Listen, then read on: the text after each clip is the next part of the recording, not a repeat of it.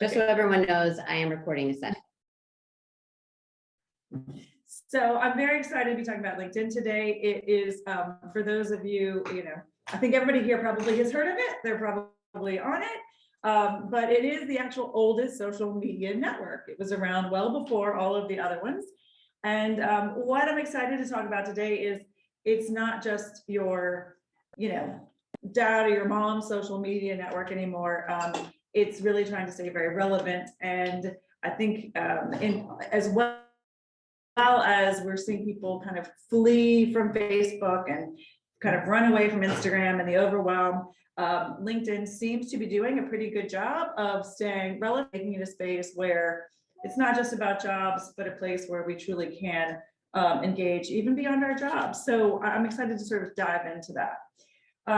As well, the reason, Jen, if you, well, we can go to the next slide, but I titled this 10 Steps to All-Star Status. LinkedIn used to have literally a little barometer on your profile, which would say, are you an all-star?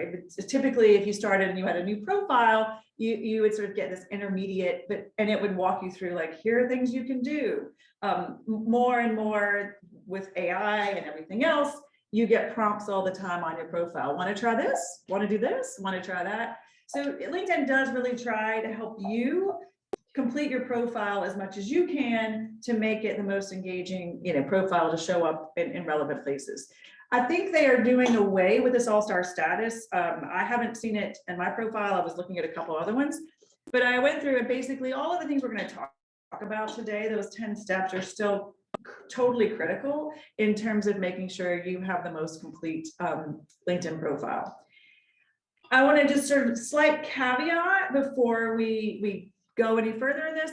I tend to look and help people with LinkedIn profiles or look at their LinkedIn profiles from the standpoint of I typically work with writers and authors and nonprofits and thought leaders. So I tend to look at it as how are you branding yourself or how are you showing up in that space on the LinkedIn profile. Some of you may be here in the capacity of looking for a job. Some of you may be here in the capacity of being an employer who's looking to maybe use LinkedIn to find other people. So I just want to sort of say, for the most part, we're going to be talking about how you look at your LinkedIn profile, best ways to interact, best ways to engage. And we're also going to talk predominantly about LinkedIn. Really talking about sort of where people were. I might ask you in the Zoom audience, either raising hands or kind of nodding or if you have that ability. How many of you are sort of LinkedIn, totally new to LinkedIn, never dealt with it at all? Can you either raise your hand or put it in the chat or just trying to be as engaging as we can with technological challenges? Can you guys maybe you could use it regularly? Use it regularly, yeah. Okay. Use it regularly, not maximizing it. Thank you, Karen, that's helpful. And I think from this standpoint, not brand new to great. So it's not totally, it sounds like it's not totally new to some of you, but everybody always wants to know how to use it better. So that's really helpful to me. So let's launch in because we do have a lot to cover. And I think if something's a burning question while we're on it, feel free to ask. But if it kind of feels like it's a bit of a ninja question and it's better to take it, have it at the end, I'm happy to stay later or ask questions or whatever, if that makes sense. So going down in our list of 10 things. Number 1, profile picture is a must. I actually looked up somebody literally this week who I was surprised, who was, I want to even say, looking for a job and maybe even shared the link, but LinkedIn link, and there was absolutely no picture. So it's critical. And I put this example up here on the board, and I tell my husband all the time, I throw him under the bus, because for the longest time, he was one of those offenders. And I say, do you want to do a picture with a nobody, or do you want to do a picture with somebody who looks interesting, engaging, or at least has their LinkedIn profile buttoned up in this day and age? So at this point, it's a no-brainer. Please have a profile picture. We actually have a photographer here, right? And we have a photographer here who can take beautiful headshots. And the things I'll say is, it doesn't have to, in this day and age, having a beautiful headshot is amazing. You know, it does need to be professional, but it can still also show your personality. So I don't think you have to get stuck in it has to look one way here, and yeah. So the other thing, a couple of things I'm going to just sort of add in. For those of you, you know, we were just talking about how the kids are using LinkedIn these days. Instead of a picture, you can actually put in a 30-second video clip in your profile picture if you want to go nutty, kooky, crazy. And the other thing I do say to people, if you want to take it one more notch, is that bar in the back is called the cover photo. That's also an opportunity for you to share another picture. So whether it's you giving a talk, or whether it's, you know, maybe it's something that's an industry picture, maybe it's I've seen people use it really well where it is an image that has third-party places where they have either appeared or spoken, you know. So it's a great opportunity also to consider using what's called that cover photo, which is the rectangular piece behind. But first and foremost, a profile picture is a must. Jen, next picture, or next slide. The second most important piece, or sort of step number 2, is maximizing your headline. And the headline is more than just your quote unquote job title. It is what follows you around on LinkedIn, and it is the descriptor that tells people who you are and what you do. So I caution people, I think most of us in this audience, or most of you here, are in the more solopreneur space, and you're not at a company. So I don't have to caution you to have, you know, to just think about the word vice president. Because it does truly follow you around out of the context of where you work. The headline is key in terms of, like I said, it's kind of your very, very, very abbreviated, almost elevator pitch. So are you a health expert? Are you an executive coach? Are you a photographer? Those are all great words to start with, and those are super keywords. What I would challenge you to think about in your headline is, how can you then differentiate yourself? Are you a photographer, you know, for in your situation, Chris, headshots, and people who are also, for those of you in Zoom, you know, consulting coach for a certain, you know, either in a certain area or a certain type of person. So really maximize that headline, because it is your kind of one-line descriptor. And I do find sometimes people treat it as a throwaway opportunity. And another thing I am finding that does work is there are a lot of us that are, you know, what we're calling multi-hyphenated, right? So a speaker and an author and a podcaster. All of these are, you know, what I'm finding are the totally acceptable ways. Some people go to the very end and will make their whole like brand promise in their description of an executive coach who will get you the fastest job ever. Not my style, but you know, you will find it. A sort of an addendum to helping you fill out your profile. LinkedIn gives you the opportunity now to kind of self-identify, if I'm using the terms in the right way. And so what you'll find when you're working on your profile is this button that says open to. And when you click on it, it'll typically say open to, I think it's either new jobs, being hired, I can't remember exactly what it is, open to hiring, and then I think it's open to something along the lines of selling your service or offering services in this. So again, LinkedIn is just, it keeps adding these new features to help you kind of further own who you are and what you want to be found for. So I added this, I think I probably put this in, Felicia, when we were talking to the Roots and Wings group, right? So people are just starting out, or the entry level. And I think what we've also found for new students, or even if you're, I mean, open to work and you're a consultant or a freelancer, this is an opportunity for you to kind of raise your hand in LinkedIn and let people know what you're open to. So take advantage of that as well. Thank you, Sam. Jen. The next piece that I really feel strongly about, or think people sometimes also even miss, is the, you know, the about section or the summary. And I like to think of this, you know, if you think about our old school resumes where you would have your objective at, you know, at the top. I'm slightly probably dating myself. But this is really where you get to tell your story. And this is not where you write your resume. This is not where you, you know, this is really where you sort of go from that headline where you've sort of said, here I am, what I do. And you tell people a little bit more either about how you do it or why you do it. And it gives them a sense of, okay, I'm getting a flavor. I like to advise people if it feels appropriate for them to write it in the first person. I like for them to think about, again, this is a chance for keywords. I didn't mention I meant to mention at the front. The reason I like LinkedIn and think LinkedIn is very powerful and worth keeping updated is LinkedIn works really well with Google and the search engines.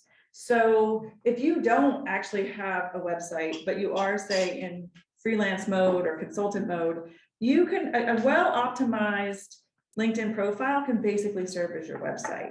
So I want you to think about these keywords that you want to be found for, because if somebody Googles your name and especially if it's a very uncommon name, typically your LinkedIn profile should come up toward the top. So there's another reason, you know, taking advantage of this free real estate is important. So back to the summary or the sort of about section, think about keywords you want to be found for. If you specialize in a certain industry or a certain area, or you work with certain types of clients, again, this is the place where you can put that information.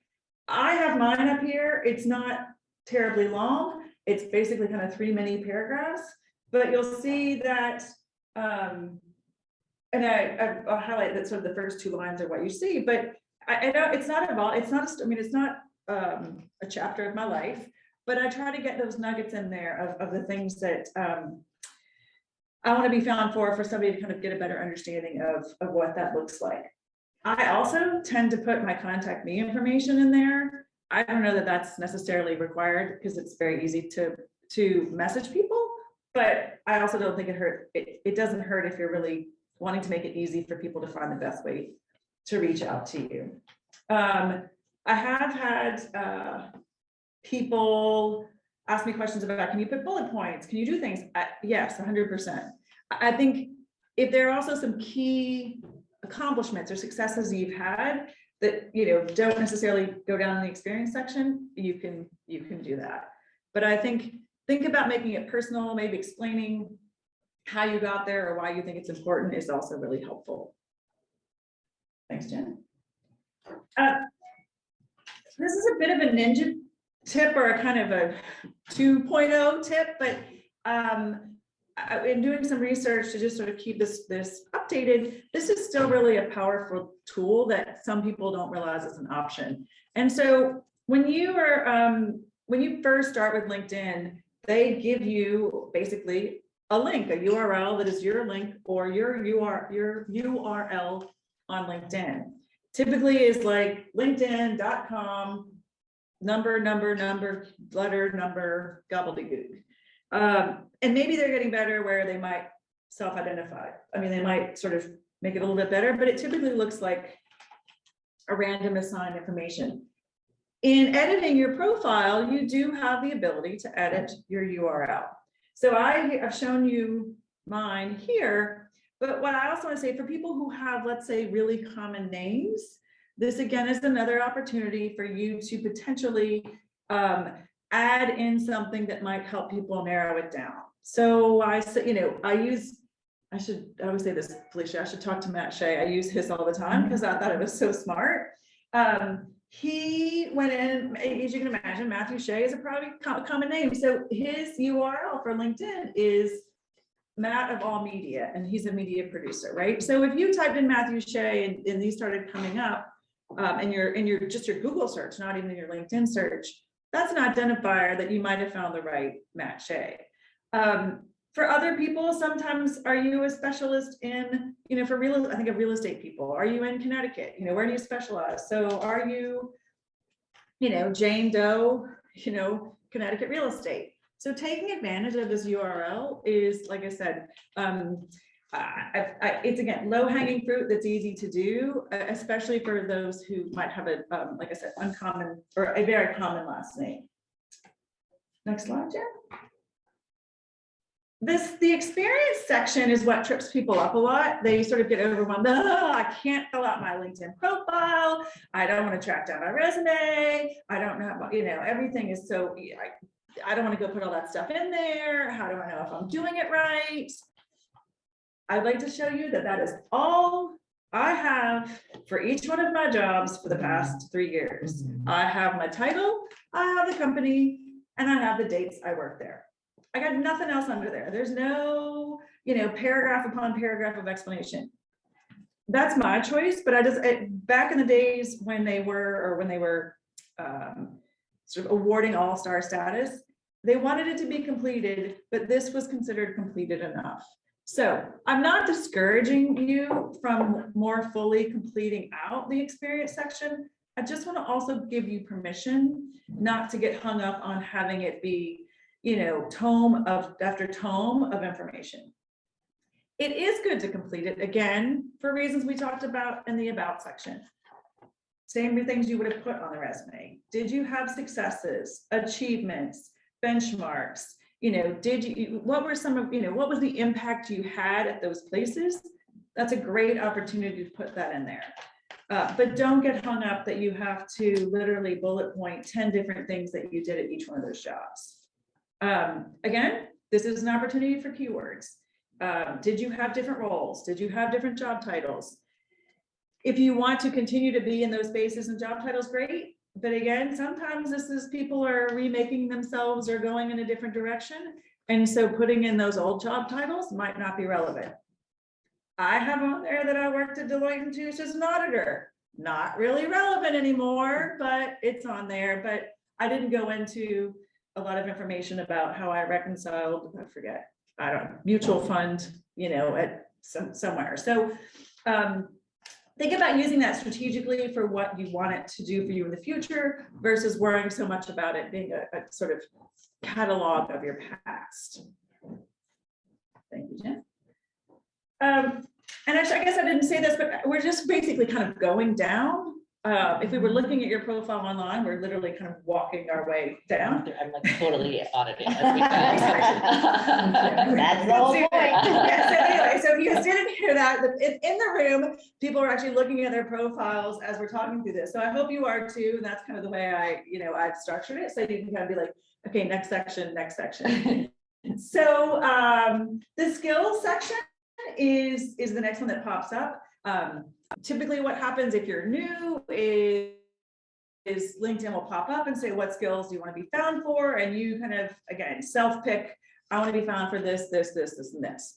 What happens as your profile is seen by other people, LinkedIn does, I'm sure you've had that experience where you got to look at somebody's profile and they'll say to me, what does Chris know about photography? What does Carrie know about coaching? Or of these 5 skills, what would you say is their best one? So LinkedIn kind of also goes around and starts testing the waters in terms of what other people think of you. So sometimes that, and LinkedIn, if you haven't filled that out, LinkedIn will start pulling keywords out of your profile to decide what it thinks that you're good at. So I've had situations where people's skills that they were being kind of rewarded for weren't the ones they wanted to. And you do have some editorial control over this. So again, I say to people, let's say you used to be, more over in fundraising and business development, and now you're going over into, leadership consulting. Just again, thinking about how you want to use this going forward is the smarter way to be thinking about how you, or is the more helpful way to be thinking about it. And the magic number is 5 skills. Sorry. That's okay. The magic number is make sure you sort of identified yourself with at least 5 skills. So the recommendations is then sort of falls under, and this is kind of like the bigger, full-blown, deeper dive, I like to say, version of skills. And that's actually having people either give you recommendations and also having you think about giving other people recommendations. And what this looks like typically is, in an ideal world, we all would would just go out of our way and give and receive recommendations, without any effort. It doesn't always happen that way. So a couple of strategies, I think, in terms of if you're new to this, or maybe your recommendations again are out of date, or have, or maybe relevant to work you did another time. One idea is go practice giving a recommendation. Go think about somebody you've just worked with, somebody you'd love to endorse. It's very helpful for you to be on the other side of that recommendation process and see what it feels like to go through that. And I also think when you do that, it looks nice and you're a giver as well as a receiver. If you're looking to get recommendations yourself, a couple of things, what often happens is hear somebody says you did a great job in a project, or you've just worked with a client and they've given you some fantastic feedback. What I would do is say, would you mind actually sharing that on LinkedIn? Or, is that something you consider sharing as a recommendation on LinkedIn? A lot of times people, it just doesn't even occur to them. So giving them that idea, is sort of like, yeah, sure, of course, I'd love to share with the world how you're doing. Or if you've wrapped up a project and somebody said, how else can I help you, or what else can we do? You can even say, I'd really love a recommendation if it's appropriate on LinkedIn. I'm going to go so far as to say, if they would make it, if it would be easier for them, volunteer to draft that sucker. I mean, that way, again, you're controlling the narrative, Totally. you're putting the words in, or if they said, I'll do it, but could you write it? So I'll make sure I want what you have on there. That way you get to sort of talk about the specifics of that experience that you want highlighted. So I think you need to know who it is you're asking, but the easier it is you make it for somebody to give, the more chances it is to happen. So I feel strongly that that's still there, and it's nice to have at least 2 or 3. I do always sort of, I look and think, why would somebody not have any? I don't expect people to have hundreds, but I think, a new or a fresh one every now and then is helpful to your profile, and it tells LinkedIn you're continuing to do good work. So we're going to take a sort of, we're shifting now to what you can do on your profile, sort of, the things you can do on what's on there, right? Like, so we've talked about how you describe yourself. We've talked about the story. We've talked about your experience. We've talked about the recommendations. If you keep going, there are things like volunteer jobs and interests, and we'll touch on that. But I want to shift a little bit now from you've gotten your profile all together, and get you thinking about, okay, it's fine, now I'm done, I don't have to look at LinkedIn again. That is not the case.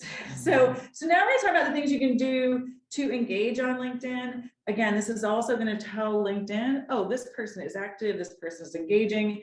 And these are some of the things that you actually need to do on a regular basis to help be, whether all-star or not, but for LinkedIn to sort of continue to bring you up the top and have you showing up where you should be. So the first one is growing your connections. And again, I sometimes get a lot of questions about this, especially if people are starting out or they get a million requests. What do I do? What's the strategy? What's the protocol? And so I'd like to sort of take it back a step and say, it depends on how you're using LinkedIn, right? I think it depends. Are you spending your entire work week looking for a new job? That's going to be a different approach to how you're connecting than if you are new, you're established, you just want to have a robust profile, and you can be maybe a little more selective, or I use the word organic in your approach to connections. One of the benchmarks I like to use is if I've connected with somebody and then somebody else says to me, tell me a little bit about this person, I would like to be able to say, I either know them or I know them through, this is the context. So that is slightly maybe a conservative approach. But and I know people who are like, I'm friends with everybody on LinkedIn, it's great. There's not a wrong answer. I just think you need to think about how you're using LinkedIn, and how you're using LinkedIn can also change. But there's no wrong answer. I just say, think about how you plan to use it. And that's gonna help you figure out what your strategy is. With regard to actually connecting, if you're just getting started, I say make it a practice where you sort of do a handful, a week of, making connections. Or going in and seeing who's invited you and connecting with them. I'm a big fan of the note. I'm a huge fan of tell me why you want to connect with me, and or if I'm reaching out to somebody, putting in context why I want to reach out with them. I just think it's personal. I am more likely to connect with you if you've given me some context. And I especially think if you're reaching out, let's say laterally, or maybe even reaching out and up in terms of your network, it's really nice not to waste somebody's time with, I just want to be friends. So in my opinion, bad protocol is kind of spamming a list and just saying link. And then sometimes I've gotten the question of what do you do when somebody reaches out and you don't know, right? Like if you ignore them, they might realize you haven't connected, but they don't get a big notice that you've ignored them. If it's somebody I'm not sure of, I will say, if I have the time, I'll literally message them and say, thanks so much for wanting to connect. How did you find me? Or can you tell me a little bit more about what this connection will mean to you, or something like that. I don't necessarily say no, but it's let's just make sure this makes sense and everything else. So that's my polite way of digging a little deeper. Have you been inundated with people trying to sell to solopreneurs like us recently? So in the in-mail, you mean more in the in-mail or in the connecting? Both. They connect so they can get their mail, and I'm like, So I'm assuming, can everybody hear? Can you make sure? Can everybody hear the questions in the room? I don't want to repeat things, but if people can't hear your question, carry on. Sorry. Yeah. So the question Is it there? The question was, are you being inundated with invitations to connect or in mail? Yes. I mean, I think because also people are moving to LinkedIn to use it. One of the things that actually came out in this piece today, the writer said, okay, I love LinkedIn to you about the stuff that bothers me. And it's the constant notifications and the message spam. So the reminder is you actually can control that. You can go in and turn in-mail off. So you just don't even see it. Like it doesn't show up in your inbox. So it doesn't necessarily stop people from probably connecting, but it turns off a lot of the spammy mail that shows up in your inbox. I do think that's what makes it the icky factor. And I think LinkedIn is aware of it, but they're trying to figure that out. So I send emails all the time. So you're saying like people, if they might be disconnected. You can at least turn off the notifications. I'm gonna get this exactly, the message spam, opt out of receiving in-mail. The premium feature allows that uses, yes, so the company's working on a new messaging interface and relevant models. So I think,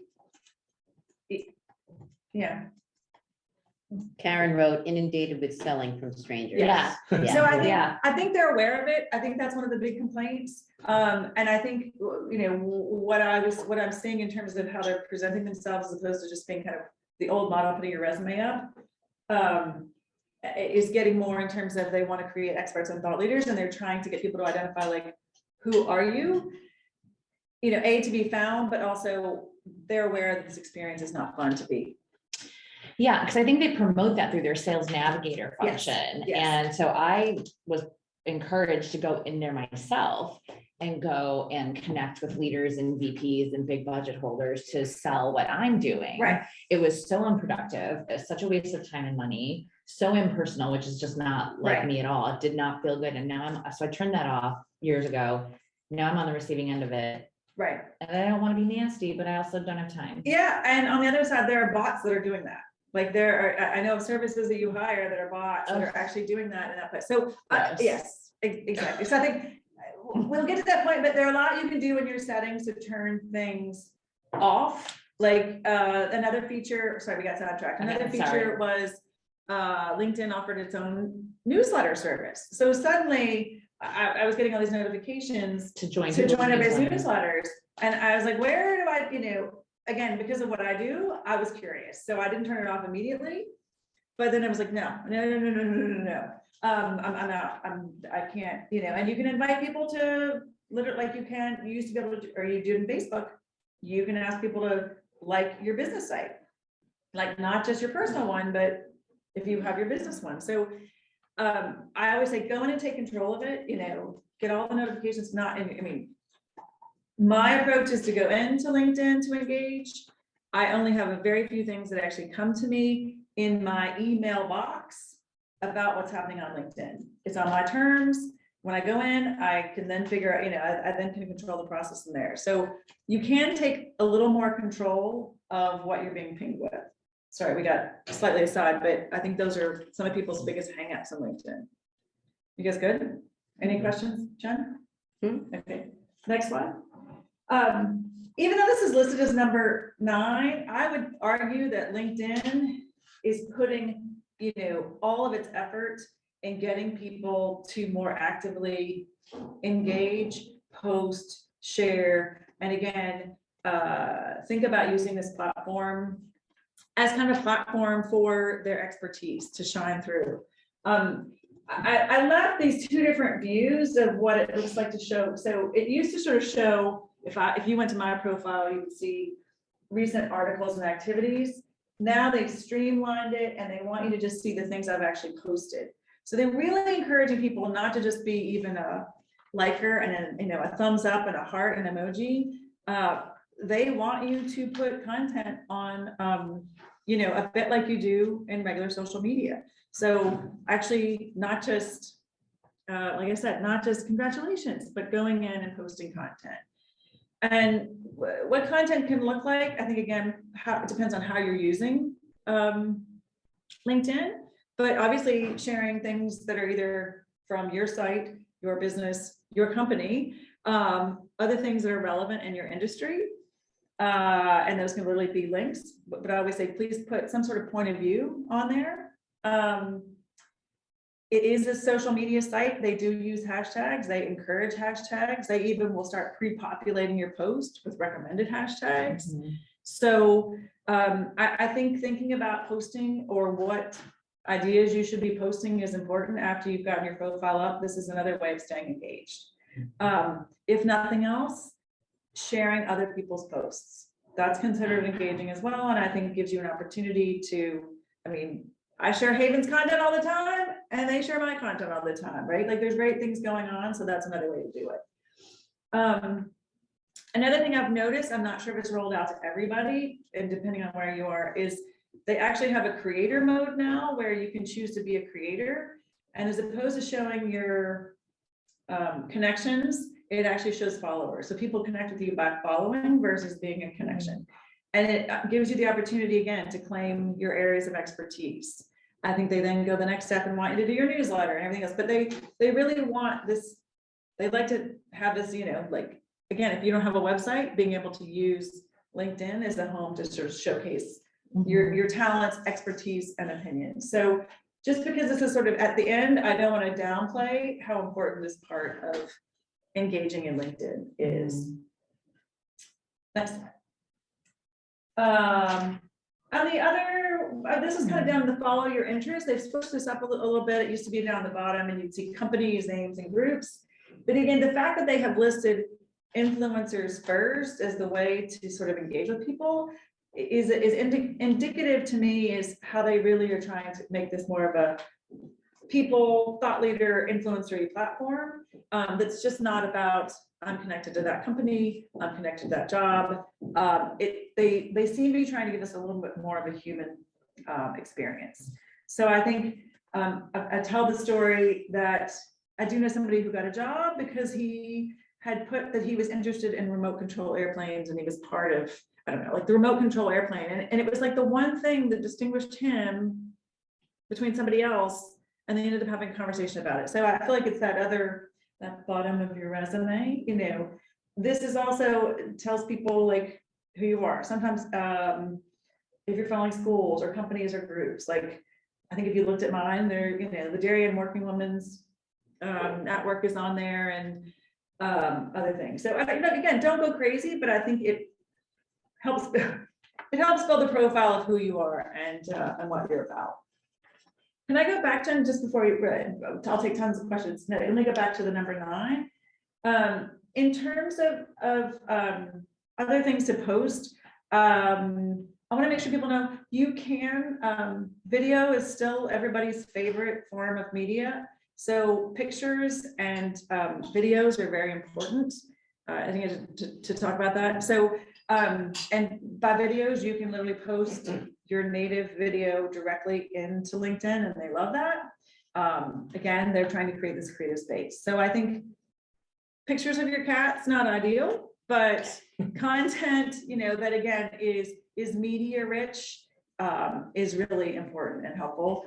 And we talked about hashtags, but please, I want to point out, making sure to tag people, right? Like, so just in my example, I've tagged Terry, who's the author, I've tagged HAYVN Co-working, I've tagged Linda, who I interviewed for the podcast. So again, it's an opportunity, those easy touch points, to let people know there's content about them also in LinkedIn. So those are my 10 points. I'm happy to sort of take questions in our, and the time we have left, for sort of either deep dives or ninja, or take a breath. For video, do you know if there is a specific time that limits? It used to be 10 minutes. Oh, 10 minutes. I don't know if that's changed. They actually also have a live video feature. I think, I don't think it's been rolled out to everybody. I think if you do go with this creator model, you're more likely to get access to the live video. Don't quote me on it. It's kind of been a moving target. An example of the way I've seen people use it, and I've actually used it, is you can use a third-party software to do video live, and it can broadcast right into LinkedIn, as well as Facebook, and I want to say even Twitter. The model for Instagram, I mean, I don't think the support for Instagram is there yet. But in the olden days, I would just record the video, and if it was too long, we would cut it to make it 10 minutes so I could then load it into, but the raw footage again is ideally better than just sharing it from Vimeo or YouTube, if you can do that. Any gentlemen, either questions or people are open to ask questions? Can you comment Nancy? on the job created in LinkedIn? I kind of come with a caveat of I don't pretend to be the expert for job listings. So if anybody else has that, like I said, I What do you mean by more- curated? What does she mean by that?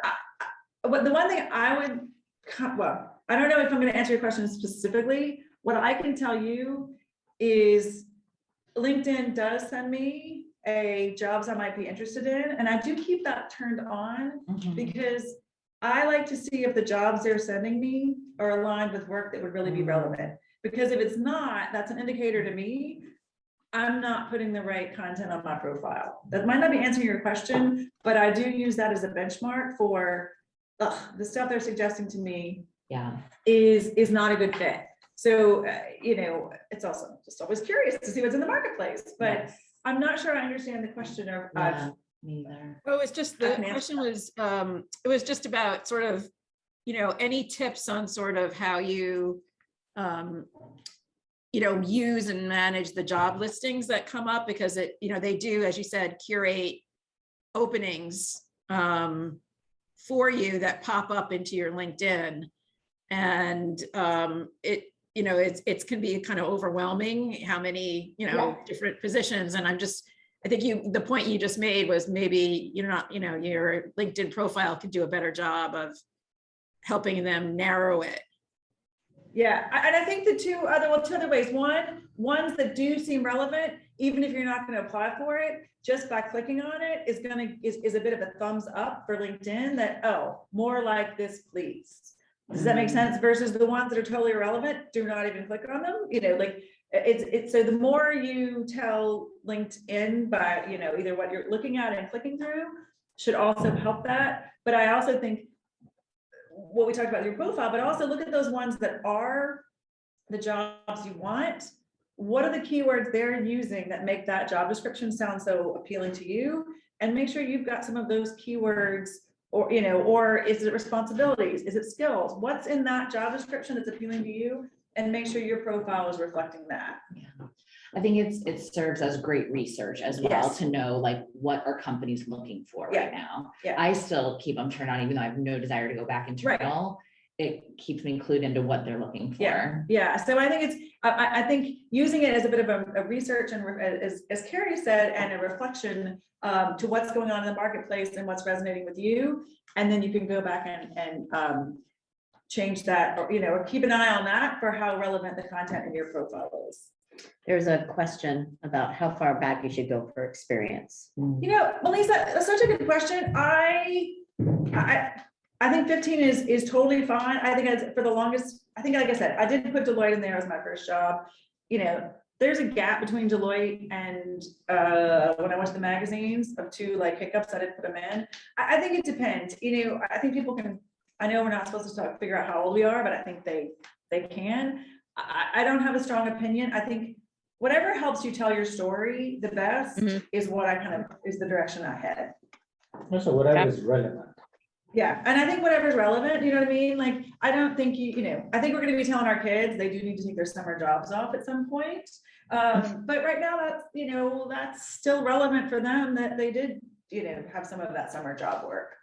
I had a challenge between what I did before I had kids, like in my 20s, and then I took 11 years off to raise my kids and then went back sort of as something else. Right. And so, my first job out of college was a legal assistant at a law firm, but that has no relevance to what I'm doing today. Yeah. So But- how do you tell that story when you only have a screen? You did a lot in those 11 years that you were off that had very relevant transferable skills Right. in the marketplace right now. Right. So I is think- the job at 21 even worth putting on there? Yeah, I mean, I think, again, this is where I go back and say, if you want to put it on there, maybe it's a big name law firm, right? Right. So I think if there's value in some part of that data point, great. But I think there are other parts of that 11 years you want to focus on versus your 10 tasks you might, your 20 tasks you might have been doing. Right. Any other questions? One question, I've seen a couple of LinkedIn profiles where the narrative portion is almost like it's not written as like a resume, like it's written in this kind of more storytelling like text. What's your take on that? Someone who's sharing information, like an example would be, sharing information about, the daughter of immigrant grandparents, and, making it very personal and almost like a little bio. Yeah. And I've been surprised to see more of that because I always thought of LinkedIn as being very cut and dry, professional. Yeah. Good question. I think it depends on, to your point, how you want to be seen or you want to be used. But I think in all fairness, if we don't have the opportunity to write the cover letter, right? Like if we're truly getting, if people are coming and making decisions just on your LinkedIn profile with no other context, you can argue it is the chance to make, to tell your story, right? Yeah. So I think it depends on how you want to use it. I don't think there's, again, a wrong way. Is the industry or places that you're looking to get a job going to be open to that kind of conversation? I definitely think, as we talked about, LinkedIn is moving, it's not moving away, but it definitely doesn't want to only be known for, I worked here, did this is my job description. Like there's a lot more, we are humans. There's a lot more to us than just those data points. And they would like for us to be, again, I'm still not thinking this is the place for your cat and dog pictures or your vacation pictures. It's slightly different. It's, it is more of the professional marketplace, but I think if it's part of your why, or it's part of defining what you're looking for, if you are a daughter of immigrants and you are seeking to be working in, I don't know, social justice, Right. it makes sense. Yeah. Thank you. Of course. I keep looking over here because you're kind of up here, but anything else? I mean, please connect with LinkedIn. I feel like we're all friends here. So, find me on LinkedIn, or if you have other questions. I realize I've been talking about this for 7 years, which I can't even believe. Like something popped up in Facebook and I've been given LinkedIn talks. But Do you do audits? I will. I mean, I won't go in and help you rewrite stuff, but I'm happy to look at people's Like profiles tell you and what's say, changed? and say, you might want to think about this, you might want to think about this. There are people that rewrite. Yeah, and there are people I that mean, I hired someone to do mine because I don't like to write, and it was a good start and then I could just tweak it. Yeah. I mean, at one point, I don't know if LinkedIn still does it, but because so many people were not filling out the about section, the summary section, the AI started populating and taking, you know, what you had already put in and trying to write the story. And it was the biggest bunch of gobbledygook.